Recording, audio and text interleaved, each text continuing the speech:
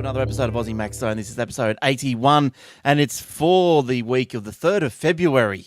And I think I said this last week on the Aussie Tech Heads, but geez, this year, doesn't things go fast? January is always the fastest month for me. But anyway, we're into February, the good old second month, 28 days. It's another fast month. All right, we're here again. We've got heaps of Apple news today. There's heaps of profits announced and all this sort of stuff. So we're going to get straight into it. And we obviously are always brought to you, remiss to say, not to have said, Aussie Tech Heads web hosting, adhwebhosting.com.au. Jump in there for some nice little shared hosting, nice little plans, and see you right. And also, we've got another sponsor that we might tell you about later on in the show. So stay tuned for that. So let's join the boys. Hey, who's up first? Jace. How you doing, Jace? Hello, and Happy New Year to you, Glenn. We've managed to avoid each other this year. Nothing personal there. No, well, I had a shower this week, so all's good. It makes all the difference. And yes, we are another month, a month through the year, but that's a month closer to the Apple Watch, so that can't be a bad thing. Oh, look, I've got a story about the Apple Watch. I suppose everyone has this week. It is getting closer. The buzzers, absolutely. The buzzers start. We've got iPhone 6S rumours. Not this show, but this is what's coming. There's around on the internet. The iPhone 6S rumors, new iPad rumors, now the iWatch rumors. There's rumors, everything rumors, new buildings, everything. All right, and let's better check in with Michael. Hey, Michael. Hello, team. Hello. Welcome back together. Yeah, although only for 1 week. We go in. We'll skip next week, eh? Well, I will anyway. All right. So, what have you been doing? Nothing exciting? Nothing exciting. No? Oh, well, unfortunately, no. Just working hard? Yes. And yes, I must admit. Yeah, good stuff. All right. Well, let's jump into, what's this? Oh, is this my first story? My first off the rank. All right. Biggest profit in corporate history. Guess who got that? Ding, Apple. Yes. Apple sold a record-breaking, can you believe this? This just blows your mind. 74.4 million iPhones for its first quarter, ending December 27. Its first quarter. So you'd say, what, times that? Well, you probably wouldn't times that by 4, would you? Because Christmas is involved there. But anyway, we won't go down that track. But it's just a massive amount of iPhones. Well, maybe something interesting is there only about 7 billion people on the planet. So is that somewhere around 1% of everyone has bought an iPhone? That's a good way of looking at it. I think that's quite interesting. Yeah, I think the biggest what's the reason is because I think Apple has finally cracked China. And I think they're over there selling like hotcakes. They're doing new ads or similar sort of ads as over here, but translated to China. There's a few people that live in China. Just a few. Just a few more than Australia. But anyway, 74.4 million iPhones, $18 billion in profit. And that's nearly a 30% increase in sales to $74.6 billion. So that is... $74.6 billion. That's 74.6 thousand million. That's crazy numbers. That's right. Yeah, disappointment. The iPad, apparently it's just dropping off. But look, if you're listening intently, as you would have been to the Aussie Tech Heads, we did, I think, brought this story up as well. And look, my main comment about the iPad's not chugging along as fast as the iPhones is because you don't trade in or you don't there's no need to update as fast. Like I've still got my iPad 2 still working a treat on iOS 8.12 or whatever it is. So still working a treat. And I guess your iPads are too. Are you up to date, Jace, or are you back a bit? I'm on generation 4, so I haven't even got the iPad Air. But I also think, as well as people hanging on to them, a little bit, they're certainly not like a phone. So, a little bit like a laptop is when you do get a new one, I think you tend to pass it down to someone else in the family as well, which, because they're still perfectly serviceable. So there's probably a lot of original iPads and iPad 2s out there that have been handed on to kids, to mums, to dads type of thing, So, that's obviously preventing new sales. I would have to say as well that the iPhones, I think they've improved as well as far as retention, because like my mum still got an iPhone 4, and it's still chugging along quite nicely. I'm not sure if she's up to 8, but she's up to iOS 7, and it's still going great for her. So she's not throwing that away. So I think things are the phones are they're lasting longer as well because the iOSs aren't superseding them because they're becoming just chunky each edition. But yeah, so that's what I reckon. iPad's not generally on plans, so there's always the upfront cost, whereas the phone, you spread it out over the time. But they've still sold 21 million of them though, so that's not Yeah. too bad. And it's also reflective of the market. I mean, no one is out there experiencing tablet growth. It's just what the segment's doing. I think also Apple Mac sales were up as well, around 15. They're around 15 million or something Yeah, like that. I Does that think I sound read right, that. Michael? Yes, I know. It was pretty good getting it up there, getting our numbers up there. yeah. And I was just the amount of money that's involved now. I'd be quite happy selling $1 million of anything per day. So for the iPad to be lagging behind that at that rate, I don't think Tim Cook's very worried. Look, I'd be happy to sell 10,000 of anything per day. I'd be happy to sell 10 things per day. Especially at the markup, especially at their markup. It's just Yeah. people don't get it. Oh, look, I saw for those of you who are keen, I don't know whereabouts domains are around Australia, but they got the Apple TVs for $88. So that's not too bad. I think normally they're about 109, aren't they? So Yeah, that's, something like that. That's a good price. Yeah. Yeah, so I'm not sure if that sort of flows over to Harvey Norman because I know those two are like conjoined little twins, and I believe the husband and wife operate both of those little chains. So right, yes. yeah. So if you're looking for an Apple TV, check out Domain/Harvey Norman. You might be able to pick one up for 88. That's just a side note. All right. Okay, Jace. Oh, here we go. Apple Watch. Apple Watch. Give it to me. So Give it to me. well, maybe just a bit of a segue from your earnings story there, Glenn. It was Tim Cook who said during the earnings call that the Apple Watch was due for release in April, and it's maybe one of the first times during an earnings call that some actual information has been given there. So that was interesting, and I guess that's probably pushing the boundaries a little bit for being a early 2015 launch, but nonetheless, Apple obviously count April as being early 2015. But Well, it's really the end of the first quarter. It's second quarter, isn't it? well, it's getting there, isn't it? But Yes. but nonetheless, Apple are always right. So Well, Tim's we'll, always we'll right. go along with that.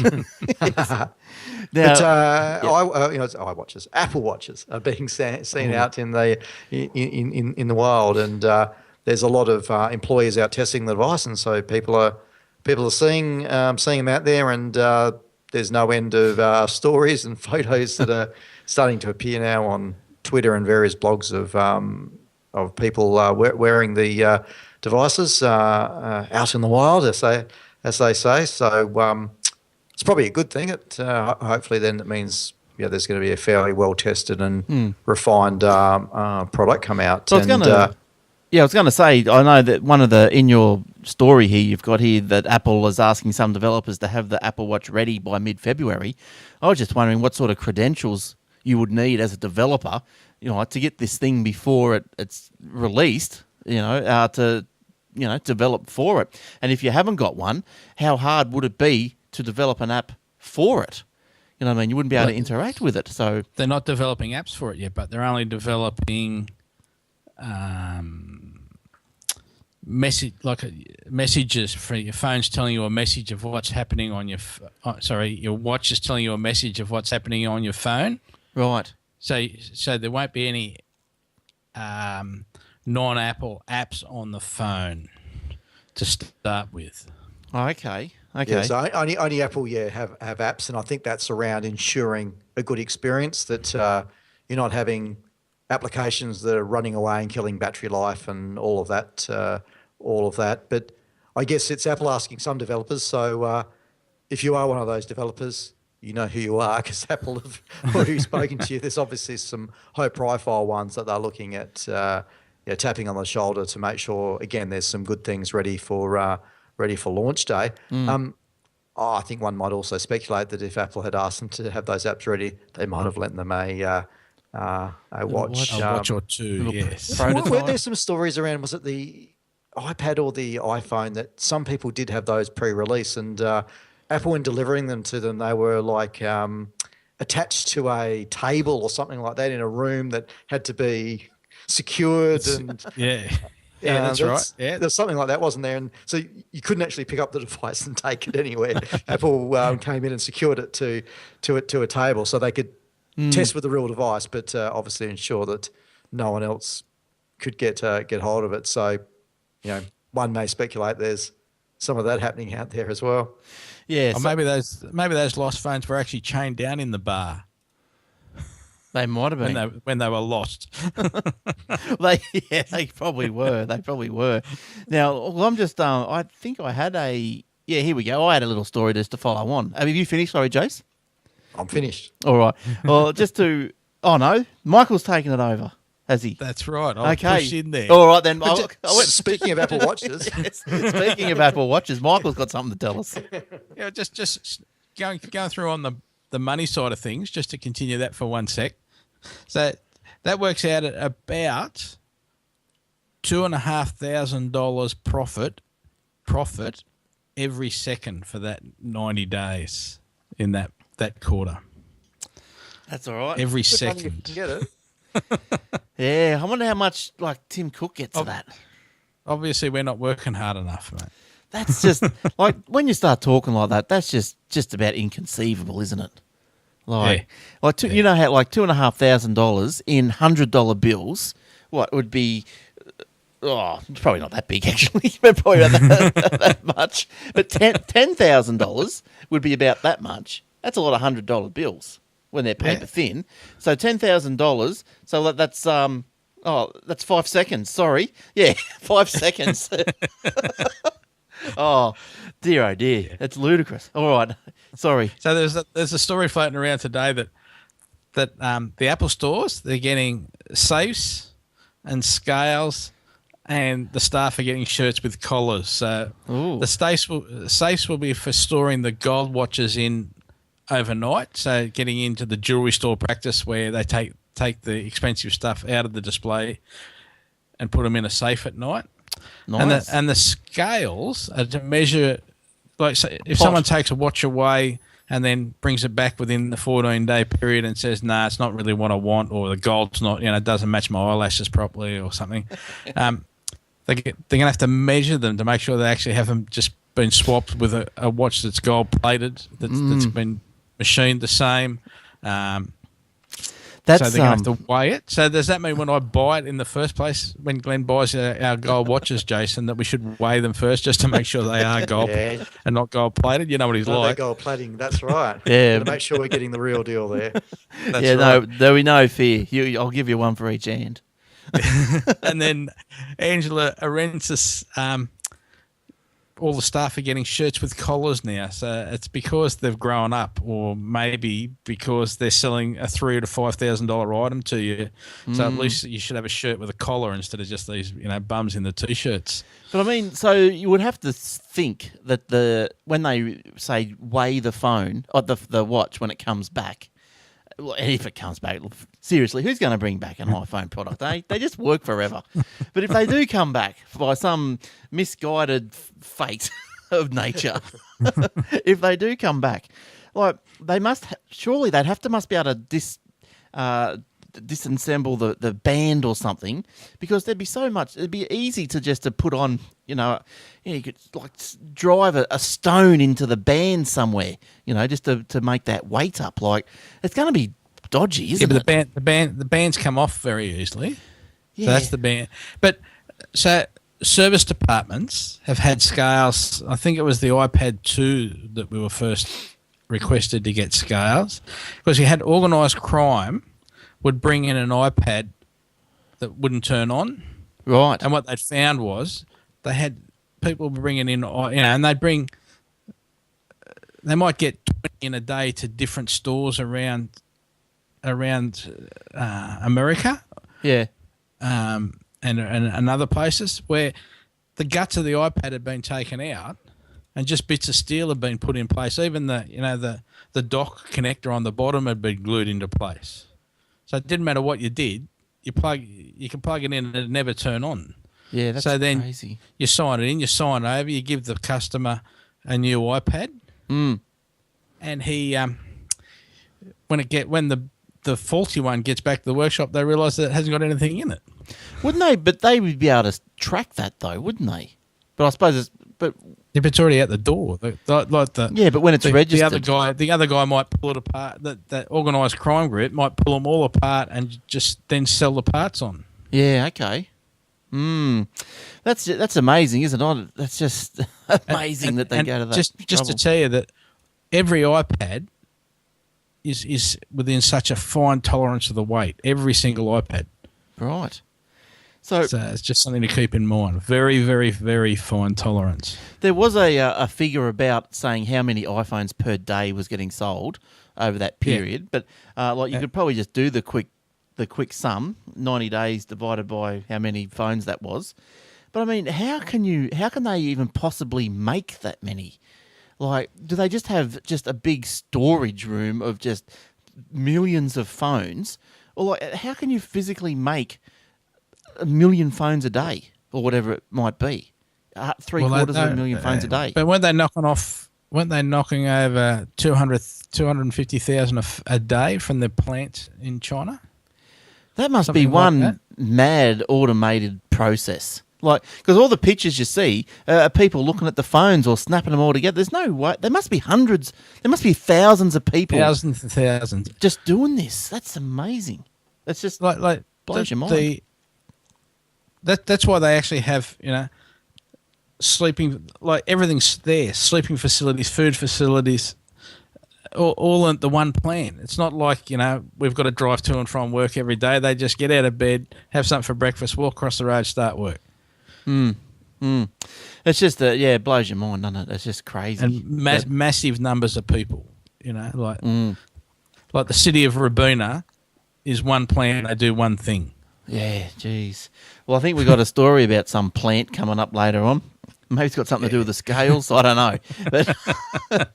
But look, I've got a flowing on from profits and money and all this sort of stuff. Apple's Australian tax bill. Now, apparently, Apple has paid $80.3 million in income tax in the last financial year. That's an increase of $43.9 million, so good on them. So that just goes on. The tax came courtesy of a major increase in pre-tax profit, which rose to $251.9 million, which was a rise of $163.4 million. The fluctuating Aussie dollar was the big factor as well, because as we know, the Aussie dollar's down to buy 0.74, which is madness. So that's making everything you buy from overseas, it's costing you a quarter more, which not happy about at all. It's interesting in that one where they you can still. I'm a complainer, right? So 120% increase in fantastic.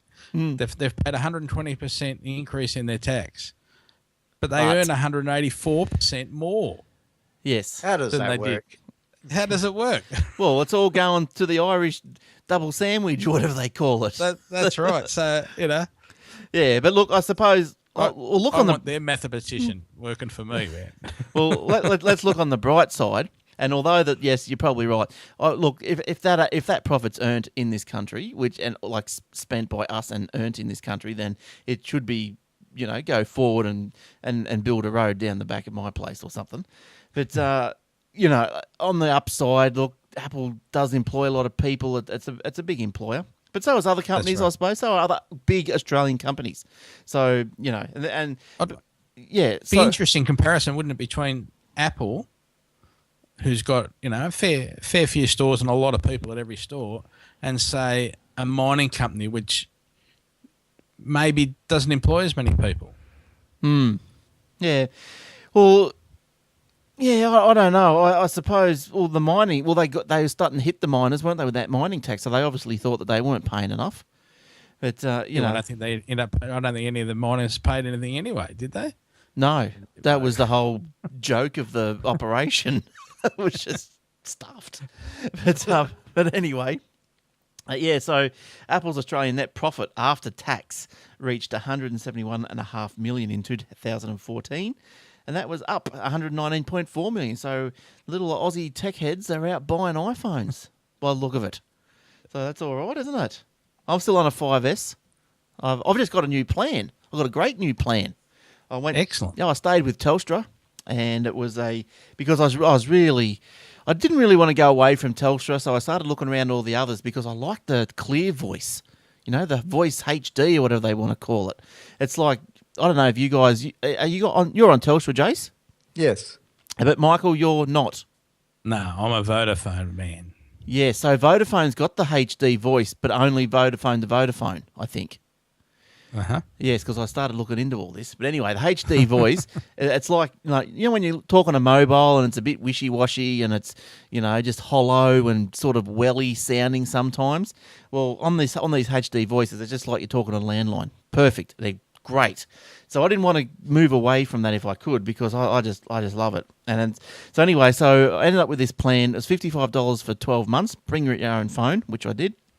$700 worth of calls, 1.5 gig of data per month, plus you either got a bonus to choose from it, and bibbity bobbity boo. Let's see if this works. Welcome back. Okay. Now, the previous slide. What are you going on about here, the previous slide? Oh, yes, it is time. Of course, it's very important. It's time to talk about Aussie Tech Heads. Yes, and you can get them on iTunes as well. And where else can you get the Aussie Tech Radio? How good is that thing going? You want to get some 24/7, wall-to-wall, back-to-back tech news and tech shows? Go and jump in there. Your Android show, the Ozdroid, I think it's called. We've got Two Boys Talking Tech. Cups of Tea with Tech or something. There's all these shows. There's so many. I can't even remember 5 of them. Tech Webcast, all of that sort of stuff. AussieTechRadio.com. Check it out. It's a what do you call it? Shoutcast. So you might need an app to play it, or you can just play it off the web, whatever takes your fancy. But get the app on your phone, eh? There's instructions on the website. And also the paper, which is aussietechheads.com.au/paper, and it's published twice a day, morning, afternoon, and gets all the good stories, not just tech, but there's some business, there's some, I don't know, whatever, news, just current affairs, everything, just to keep you interested. It's great, and also, our sponsor for the coming month is ScopeITEducation.com.au. Now these guys, if I've got my video back, I can show you the webpage. Now, Jace, I'll tell you what these guys do. Now, what the opportunity for you is that it is a new business in Australia, and it's all about going into schools and teaching kids how to code. Now, I'm talking kids from like year 1s and up to year 6s and stuff like that. So yeah, I was listening to Aussie Tech Heads on Thursday, and look, it sounds really interesting, and I think the younger the better to get them. So. They were saying, when they're year 1 sort of through to, right through primary school, through to sort of year 7, year 8. Yeah. To get them in on the basics, and, they end up sort of by year 7 or 8 being able to cut some code on their own and be ready to, I don't know, get something into the App Store ready for the Apple Watch. Well, that's right. Maybe that's probably will be included in the syllabus down the track. But you're right, because we had Frankie on the show on Aussie Tech Heads last week, and if you want to suss that interview out, just listen to last week's Aussie Tech Heads. I think that was episode 422 from memory. I don't know, but somewhere around there. But check the RSS feed. All the little details, you'll find it. But anyway, so he's created this business. He's franchising it all around Australia. So if you've got an interest or you're looking for a new business opportunity, go and check this out and help the kids. If they're playing games, they might as well be coding and make some coin and working their brain a bit more. He reckons that that by the end of the course, they will be able to put an app up on the App Store for the world to download. So yeah, it's pretty good. It's really good, and you'll be happy to know, Michael, that each franchise is they all are required to buy Mac laptops. So that's pretty good, isn't it? It is, isn't it? Maybe there won't be any video crashes or, but I would have just thought, that'd be the sensible thing to do anyway. Well, yeah, because they're teaching iOS and Android. Well, you can't code iOS on anything but an Apple, can you? What do you need? That Xcode, is that the program you need? Something like Oh, that? Xcode and Swift Something- now. Oh, right. Swift's Right, the new programming language that they've released. But right. the advantage, what I think the advantage of coding is that it actually teaches you to think a bit better. In that it teaches to think in steps. So you know what your end goal is, and then you sort of work back from there how to get there, as opposed to starting at the bottom and going, oh, what do I do next? What do I do next? What do I do next? It's sort of, like the framework thoughts. Yeah, well, and it teaches you how to think better. I think that's what I believe anyway. Yeah, well, I think you're right. It would teach you to think in a logical manner. Because I know when I was learning basic, just fiddling around, and you can learn how it all flows and goes back and it just keeps rolling and in an ordered manner. But anyway, yeah. So go and check out Frankie if you're interested. Give him a call. Go to the website. It's scopeiteducation.com.au. Do I need to spell scope? SCOPE? IT, it's education.com.au. I don't think so. You guys know. What am I saying? Our listeners are really smart. Of course they know how to spell it. But so go and do that. And if you talk to him, if you're interested, tell him that us Aussie Mac Zone sent you along. He'd be really chuffed to know where you came from. All right. So go and check that out. All right. What have we got coming up next? I had a story about Jace. Oh, we've got Jace. Where I'm just flipping through. Oh, Jace. The iPad Pro something or other. What's going on there? I've got all the rumours, so as well as the Apple Watch, and I'm not talking about the 12-inch MacBook Air this week. I'm just upset that it isn't out yet, so we'll leave that one. But another hot rumour is around iPad Pros and iPads with styluses and all such things. This rumour has been around for a little while, but it's for some reason seemed to heat up again in the last couple of weeks around there being a iPad Pro of around 12 inches in size, and it's coming with I guess something like is it the Wacom tablets like that graphic designers and that use that. They're pressure sensitive, aren't they? That you connect up to a Mac now or to a Windows machine, and you can do your drawing, etc. Maybe something along those lines. So I'm not sure about the touch sensitivity though, or pressure sensitivity. It may be there, but I guess the stylus really, I guess that's part of the rumour that if it's going to be serious about getting those fine drawings or fine detail done, that stylus is the way to do it. Apparently. Because in your little story notes here that I'm sorry I can't show everyone, but you've got like a picture. There's a little picture of the case, and I suppose and the story goes on says originated from a reliable source. So what do you know? Can you remember? As always, do you remember where that story come from by chance? Because some of these sites do actually hit it on the head, don't they? I suppose there's so many getting made and so many thousands of people involved. Well, someone's got to leak something or other. That's right. Someone takes one home or finds it in a wheelie bin or something somewhere. It was from Mac Rumors. I can't remember who they attributed the reliable source to. Other than it's quite often, the case around the iPhones and that it's the actual cases that seem to appear first that are giving, some clue as to the size or buttons have moved or what might be happening. So, maybe this is something similar. This case has appeared, so maybe, there's some, some further truth to the rumor about there being, this iPad Pro or larger iPad, probably for the, graphics type market.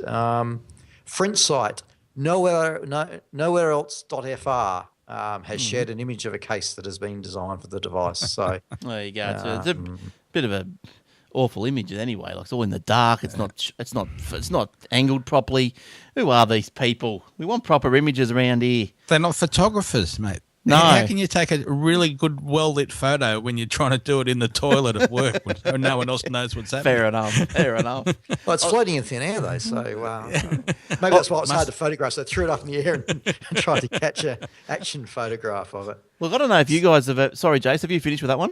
Yeah, yes. Oh, I don't know if you guys have ever seen or tried this. Probably not. But you know, I bought a new laptop. I bought a little Lenovo, it's a Windows machine, and I was just searching through things the other day, and I found this iOS emulator. Now, I've only just loaded it on. I haven't really tested it out.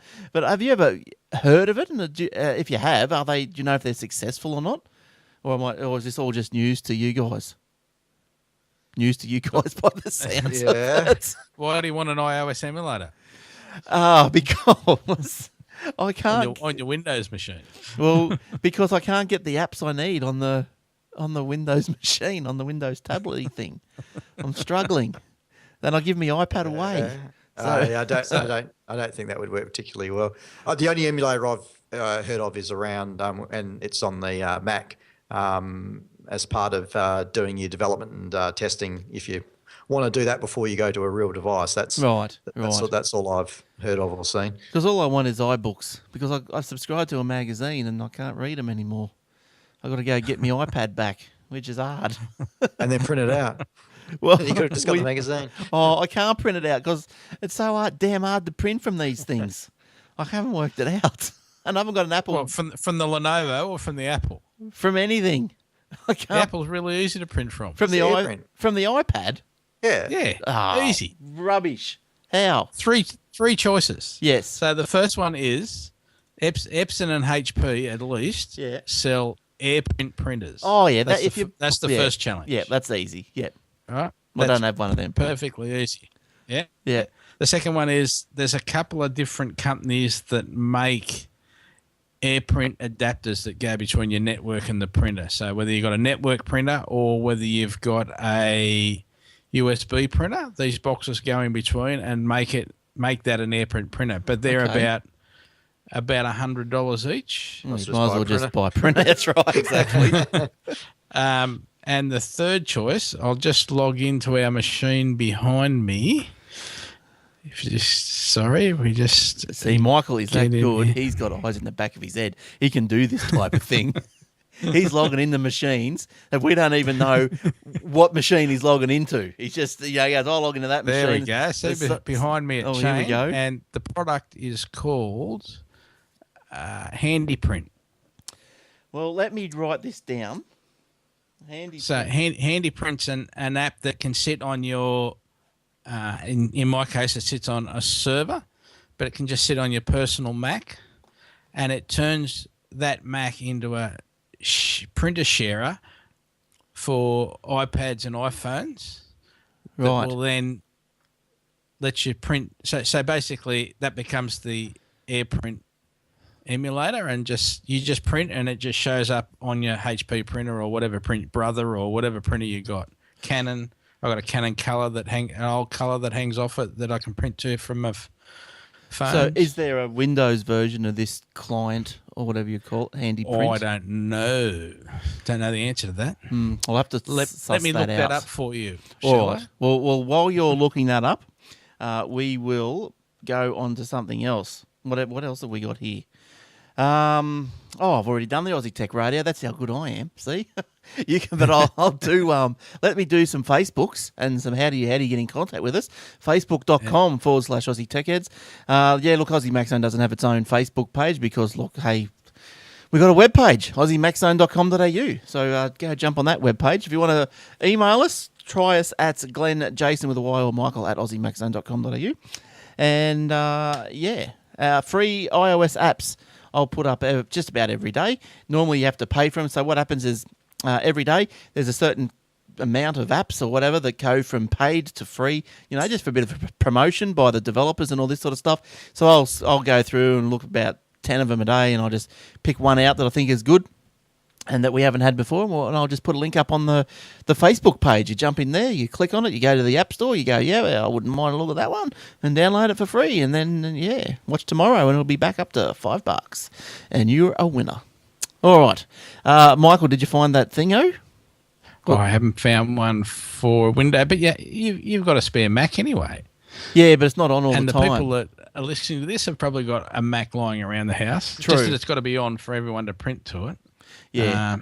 Yeah, look, I think I've got I've got one here called AirPrint. Yeah, AirPrint for Windows. Jaxov, JXOV.com. It just looks like it's again an app that runs on Windows. Install AirPrint for Windows easily. So yeah, that one Well, looks there you like go. it looks like that. All Yeah. right. Well, so they're obviously around. So we'll look. If I'll have a bit of a hunt around, but if I can find one for a Windows machine, I'm sure there would be because like there's a lot of Windows machines around. But anyway, we don't want to talk about Windows. We're talking about apps and apples, not oranges. Okay. So you've done that one. Did we miss a thing? No, we've done the. Oh, yes. I've just got one of my stories. Can I push in now? You can, yes. Go, I'm just looking for it. Go for your life. Apple's just announced $2 billion global command center in Arizona. Oh, that sounds familiar. So they're that going to story. invest $2 billion, which is, if we count to 10 now, they've just made that in money. To build up a data center in Mesa, Arizona, the company announced today. The new facility, which will serve as a command center for the company's global networks, is going to employ a whole 150 people for all of their data network for the stores. And so it sounds like it's an Apple network, not one for iCloud or whatever. So, and then just updated recently, and apparently it's going to be in the failed Sapphire plant.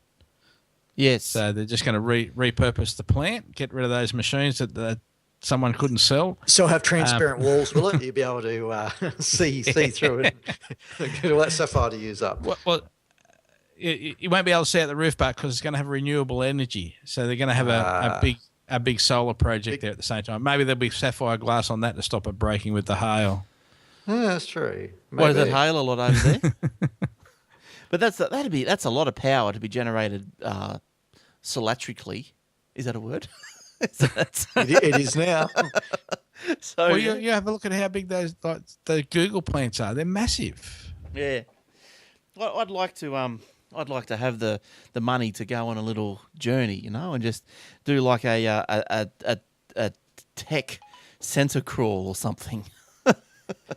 Yeah. So you see how you could go, It'd be you probably if you planned it right, they'd probably let you have a bit of a walk around, wouldn't they? Probably not. Depends if there's a watch coming out. Yeah, all right. So yeah, that's good. What else have we got kicking around here tonight or this week? Not much. That's about it. We're just about out of time anyway. Was there anything? But Outlook was released this week for your iOS devices. That'd interest you especially, Glenn. Oh, Imagine you're an Outlook person, being such a Windows fan. no, I'm a Gmail. Gmail man, are you? Yeah, But yeah. it's getting very good reviews. It's free. I've actually put it on one customer's already because that's all that she's actually used to using is Outlook. It was Entourage, but now it's Outlook. So Right. Okay. I put it on a phone so that it's the same as a computer. So when she's away, it's fairly similar. Right. Oh, that's all right. It looks fairly good. I've seen it on someone's phone, and I guess as opposed to the native Apple Mail, app which supports Exchange, Calendar integrates in, which in a lot of businesses, obviously, if you're using your Exchange server for your mail, you've got your corporate calendar there, so that actually integrates in. And the searching capability is far enhanced. I'm wondering if it maybe does the searching back to the Exchange server and gets the results back. But it did look fairly slick and seemed to work fairly well if you, I guess, are working off an Exchange server and living in that world, I guess. Well, even I suppose you could be, just doing it from Outlook.com, Michael. I suppose just tune into that as well.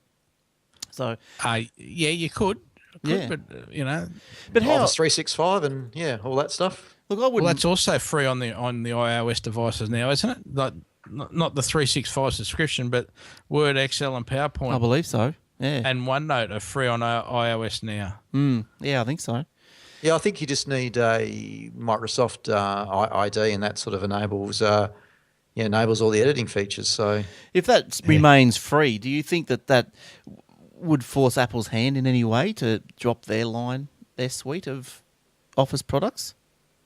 Or you think they just push on regardless with them? Well, they're free anyway. Don't Yeah. they actually come on when you buy a new device? They're already there, aren't they?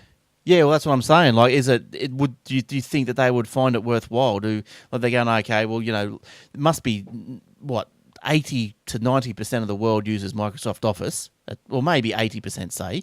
So do you think, well, and what 5 to 10% use the Apple ones? Do you think they'd say, okay, well, Microsoft's free, should we keep developing ours? I think because they've been down that path before and got stung. What happened? Oh, just that like Microsoft don't keep it up to date enough. Yeah, okay. Yeah, that's probably fair enough. Well, you think like, well, we've still got we're on Office 2011 for Mac still, which came out 2010, I want to say.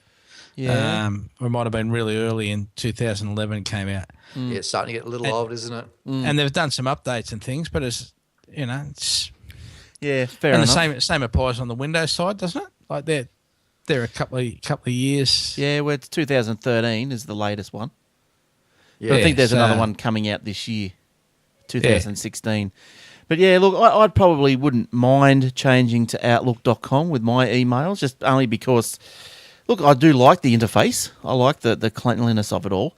But I don't know, how hard is it? Like, what you've been on, say, Gmail for, whatever, 7 years or something. You got 20 gig worth of emails. Like, do you think you can just change? Could you just But go it- bang, bang? If you're just saying how many people are actually on Microsoft services, most of those are going to be using Outlook as well, aren't they? Well, you'd think so. I don't know. Like, I use Yeah. Office, but I don't use Outlook. Yeah. So, Like, because I just... but you're a tech head. Yeah, but I find that the way... Well, I think I last used Outlook on the desktop. Yeah, I used Outlook 2013. I just didn't like the way that it was... that it used to do the conversations. Like, it wasn't as good as the Gmail. And I was getting mixed up with who was saying what and when. So I just went back to Gmail.